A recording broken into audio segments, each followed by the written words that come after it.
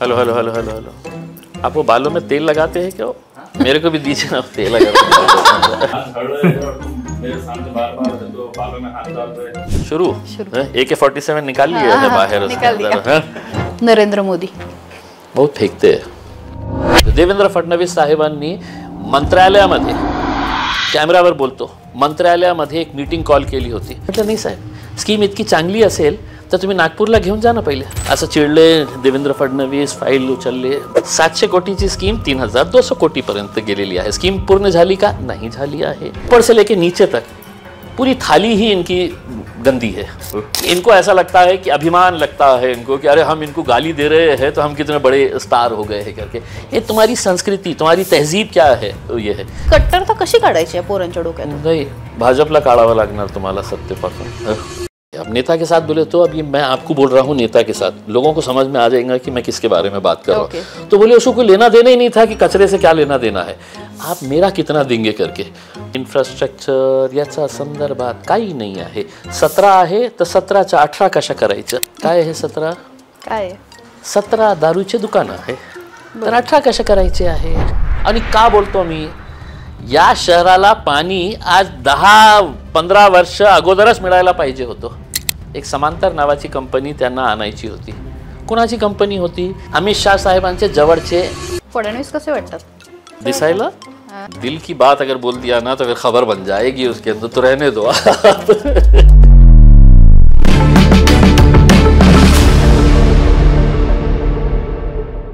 Imtiaz Jaleel sir माझ्यासोबत आहेत. वेगळी ओळख करून देण्याची गरज नाही. MIMचे महाराष्ट्राचे नेते आहेत, माजी खासदार राहिलेले आहेत. टिपिकल ओळख करून देत नाही कारण जसे राजकारणामध्ये ते सेटल आहेत तसेच माझ्यासाठी पत्रकारितेमधले सुद्धा माझे सिनियर आहेत. सर खूप खूप स्वागत सर कारनामामध्ये. थँक्यू. खरं तर म्हणजे मला हा प्रश्न मी तुमच्या इतरही ठिकाणी बघितला, तुम्ही पत्रकार आहात आणि मला काही फार घुमवून फिरवून प्रश्न नाही विचारायचा, पण छत्रपती संभाजीनगर या नावाला का विरोध आहे? म्हणजे कारण आम्ही तुमच्या मुलाखती बघितल्या त्याच्यामध्ये पण तुम्ही स्पष्टपणे औरंगाबादच म्हणताय. शुरू हाँ शुरू शुरू AK-47 निकाल लिया है बाहर उसके अंदर. आपका नाम क्या है? नेहा. नेहा.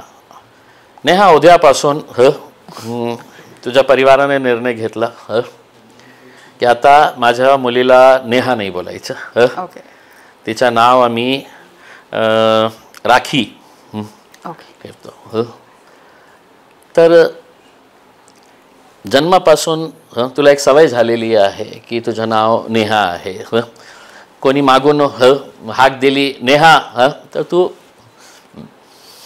असं काय आहे की माझा विरोध जे आहे ना, मी म्हणजे मला असं वाटतं की 2000 वेळी मी याचं उत्तर दिलं असेल. लोक काय आहे की मी फक्त मुस्लिम समाजाचा आहे म्हणून लोकांचा दृष्टिकोन जे आहे माझ्या विरोधाला ते जातीच्या आधारावर ते बघतात की मी छत्रपती संभाजी महाराजांचा विरोध करतो. मी असा राजनेता नाही आहे की मी जे महापुरुष आहे, जे महापुरुष आहे ज्यांच्या नावांनी या लाभाळे जितके आहे यांनी राजनीती केलेली आहे.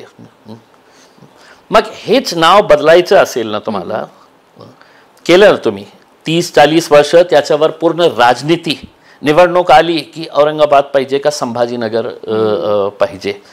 एक शहराची ओळख आहे, इंटरनॅशनल लेवलवर या शहराची एक ओळख आहे. 2 वर्ल्ड हेरिटेज मॉन्युमेंट्स आहे आणि इतकं सोपं नाही आहे. म्हणजे आपल्याकडे सगळे इश्यू संपलेले आहे. आज या शहराला ज्याला छत्रपती संभाजी महाराजांचं नाव दिलेलं आहे त्या शहरामध्ये आजही 10 दिवसानंतर पाणी मिळतं. ते महत्त्वाचा मुद्दा नाही आहे. शेतकऱ्यांच्या सगळ्यात जास्त आत्महत्या कुठे होत आहे तर याच मराठवाड्यामध्ये होत आहे. याच्या बाबतीत बोलायचंच नाही आणि लोकांना उल्लू बनवण्यासाठी यायचं, मोठे मोठे स्टेज लावायचं आणि हिरवा भगवा करून टाकायचं की बघा आम्ही तुमच्या शहराचं नाव, आम्ही इतिहास आहे. मग इतिहास आहे तर फुलेंच्या नावाने तिथे सावित्रीबाई फुलेंनी पहिली शाळा उभी केली होती. तर पुण्याचं नाव बदलण्याची तुमच्यामध्ये ताकद आहे का? मी सुचवतो की पुण्याचं नाव फुलेवाडा ठेवा तुम्ही. नागपूरमध्ये दीक्षाभूमी आहे, बाबासाहेब आंबेडकरांच्या नावाने नागपूरचं नाव बदलून टाका. कोल्हापूरमध्ये शाहू महाराज आहे, शाहू नगर त्या कोल्हापूरचं नाव ठेवा तुम्ही. मुंबईमध्ये छत्रपती शिवाजी महाराजांच्या अरेबियन सीमध्ये आपण इतकं मोठा स्टॅच्यू बांधणार आहे, तो इतकी लहान असेल ना, त्यावेळी घोषणा झाली, एक ईंटही लावता आले नाही. नेहा आपल्याला सांगतो मी की तू इतकी असेल ना त्यावेळी, मग लोक खुश. बघा अरेबियन सीमध्ये छत्रपती शिवाजी महाराजांचा हे पुतळा. मी एक असा आहे की मी पुतळ्यांचा विरोध करतो, मी स्मारकांचा विरोध करतो. असं नाही आहे की जातीच्या काही त्याच्यामध्ये हे आहे. माझी प्रामाणिक हे आहे की आपल्याला समजा इथे एक दोन उदाहरण देतो. गोपीनाथ मुंडे साहेब खूप मोठे लोकनेते होते, माझे चांगले मित्र होते, मी त्यांचा खूप आदर करायचा. आणि मी आजही मानतो की महाराष्ट्रामध्ये दोन सर्वात मोठे जे लोकनेते झालेले आहे, एक विलासराव देशमुख साहेब आणि एक गोपीनाथ मुंडे साहेब. याचं माझे काही दुमत नाही आहे. पण गोपीनाथ मुंडे साहेबांचं स्मारक बांधायचं आहे जालना रोडवर. आता सर्वांना पाहिजे होतं की नाही गोपीनाथ मुंडे साहेब, त्याचा मी ओपनली विरोध केलं होतं की खऱ्या अर्थाने आपल्याला गोपीनाथ साहेबांना आपल्या श्रद्धांजली द्यायची आहे तर त्यांच्या नावाने एका चांगला स्कूल उभे करा, एक हॉस्पिटल उभे करा. मी विरोध केल्यानंतर इतकं लोक मला नेहा शिव्या द्यायचे, विशेषकर बीड परलीहून, काय रे तुला माज आली आहे का, तू पाकिस्तानला जा, तू आमच्या नेत्याचा विरोध करतो, तुझ्या हे म्हणजे इतके खालच्या लेवलवर जाऊन ते मला शिव्या द्यायचे. मी माझ्या भूमिकेवर ठाम होतो आणि इतकं ठाम होतो मी की अल्टिमेटली जेव्हा मला हे वाटलं की नाही कोणीही मला साथ द्यायला तयार नाही आहे, तर मी हायकोर्टामध्ये एक PIL दाखल केली. आणि हायकोर्टामध्ये मी कोर्टाला पटवून दिलं की माझ्या शहराला एक मोठा हॉस्पिटल पाहिजे, त्या जागेवर जिथे तुम्ही स्मारक उभे करणार आहे तिथे एक हॉस्पिटल तयार करा. आणि आज मी खासदार आहे नाही आहे हे महत्त्वाचं नाही आहे, ज्या जागेवर गोपीनाथराव साहेबांचा स्मारक उभे होणार होता त्याच जागेवर फक्त माझ्या PILमुळे 400 बेडच्या हॉस्पिटलचा काम सुरू आहे. 8 महिन्यानंतर त्याचा उद्घाटन होणार आहे. आणि मी MIMचा खासदार असताना सरकारला पत्र पाठवलेलं आहे की त्या हॉस्पिटलचं नाव तुम्ही गोपीनाथ मुंडे साहेबांच्या नावाने ठेवा.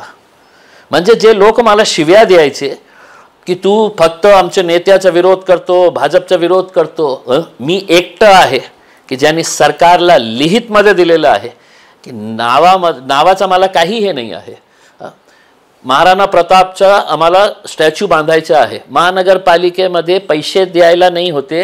आमचे इकडचे 2 नेते जे आहे ना त्यांनी पत्र दिले की महाराणा प्रतापचा एक शूरवीर महाराणा प्रताप, त्याच्यामध्ये काही दुमत नाही आहे. मी विरोध केला. मी म्हटलं की खऱ्या अर्थाने तुम्ही पुतळा बांधल्यानंतर काय साध्य करणार. तुम्ही महाराणा प्रतापच्या नावाने ग्रामीण एरियामध्ये एक सैनिक शाळा उभे करा आणि त्या सैनिक शाळेचं नाव तुम्ही महाराणा प्रताप द्या आणि त्यामध्ये तुम्ही गावाच्या मुलांना हे शिकवा की महाराणा प्रताप कोण होते. अरे पुतळा उभे करणार, कौवे जाके बैठेंगे, उसके कभी साफ सफाई होगी नहीं इसके अंदर. तर मी माझ्या भूमिकेवर स्पष्ट आहे. बहुतेक हेच कारण आहे की जेव्हा हे निवडणूक आली तर माझ्या विरोधात जे प्रचार करण्यात येत होता की हेच माणूस आहे की जे आपले छत्रपती संभाजी महाराजांचा विरोध केला होता, मी कधी केलं नाही, करणार नाही. काय कारण आहे. जे मोठे मोठे लोक होते पण त्यांच्या नावाने जे घाणेरडी राजनीती करणारे जे लोक आहे ना त्यांचा विरोध आहे आणि मी ओपनली त्याचा हे करतो. मी असं नाही आहे. आजही लोक शिव्या देतात मला की तू केलं होतं ना विरोध. हो केलं होतं, आजही करतो. म्हणजे महत्त्वाचे मुद्दे काय आहे तुम्ही हे ना घेता तुमच्या डोक्यामध्ये इतकं जातीचं हे विष पेरण्यात आलेलं आहे की तुम्हाला काही चांगला सुझावही दिलं तर तुम्ही त्याच्यामध्येही काहीतरी जाती धर्माचा. देश विदेशातील प्रत्येक घडामोडींचे लाईव्ह अपडेट मिळवण्यासाठी आता साम टीव्हीच्या सर्व सोशल मीडिया प्लॅटफॉर्मला लाईक, फॉलो आणि सबस्क्राईब